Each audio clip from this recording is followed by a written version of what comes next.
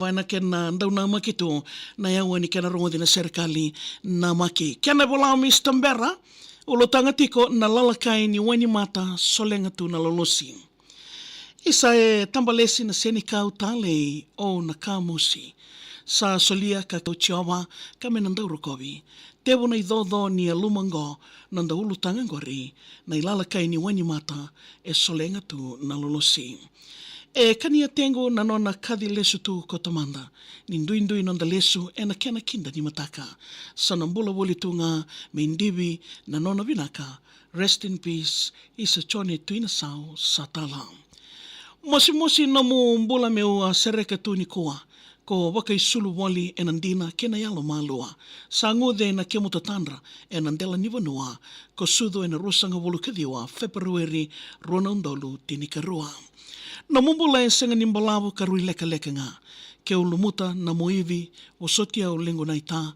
Ko kalo mani e vale i veita watakena. Tenikadio ni November ko takali ronondolu ruawa. Me okuria kau lesubotu no mua sudo. Niko otiwa na talei ke na kaula ni veisuso. Na matamo e karoni ko ngaibunia na luluwo no mua sudo nonga e walimbola e koromomo. E dosar mo tumbo katamatambola mai. Enda sambula wana turanga nanda kalondo kai. Ko susungi a dhavana embaki wa ni ko selalai e na koroto toka karongongori sai nandromai. Kina no mubuli chone meuna waka isa. Malolo District ea e na indromo ni singa. Sabu Public School e na Kalasilima. Kalasiono e Dhuvu District e Kondaki o Amerika. Ongori saka na ronondolu rusanga wulu kawa ni una lisu watale. E mbakia sa tawaki ko na mbatinganga ni mati. Ni lingai matau ni kalau sa kauti iko dake na mungasi ni wuli o setareki na horwale. Ko asusungi ka wakandeme ni vinaka o taula. Wembumbu watake no mututu na ite ni nino mumbula.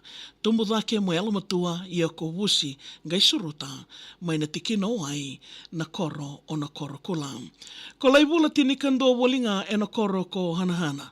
Ongoka na ilesu ni sala e kadikina na tamanda. E loma ni wale ni sa mbimbi na iwao ni kembada walimbula e koromomo me ratangi langa.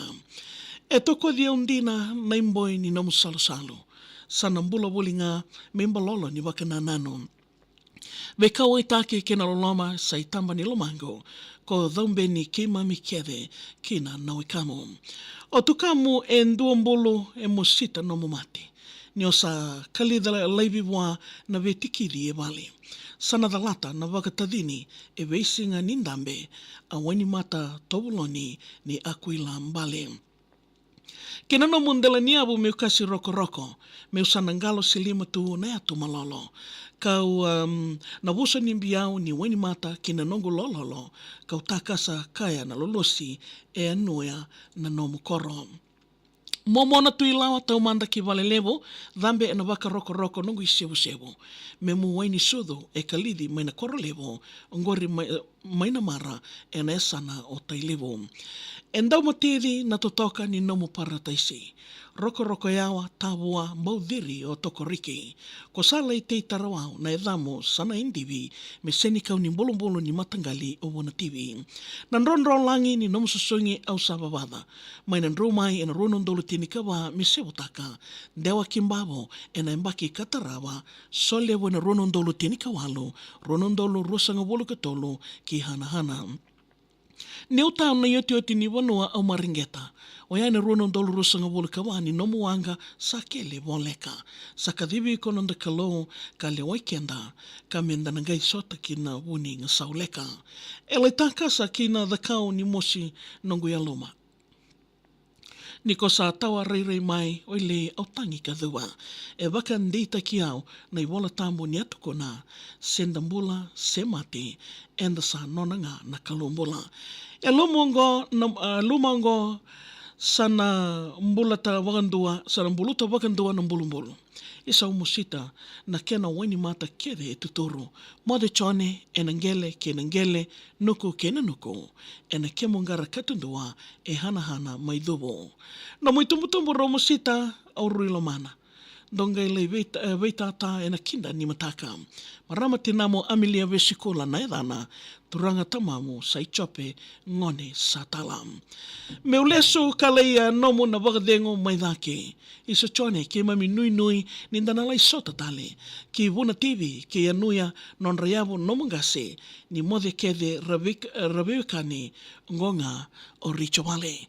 Abe kem ni nando bote tigo mai na singo bina kede indai na nondaru serikali mai dingomi rao tigo na kena tevel ni venga ravi en na mataka bina kani ko. Na boleh usar na serikali. Wala na nomo serikali email tag mai viao maria@vtfm.com.fj gana na makimoni tiki na bang romboka ena be ma mani diwa ena be mataka keda sara. Na be sureti gana na makital tigo mai en ya wongo en singa ni mataka na kena rongo ditiko na serikali na maki na salnika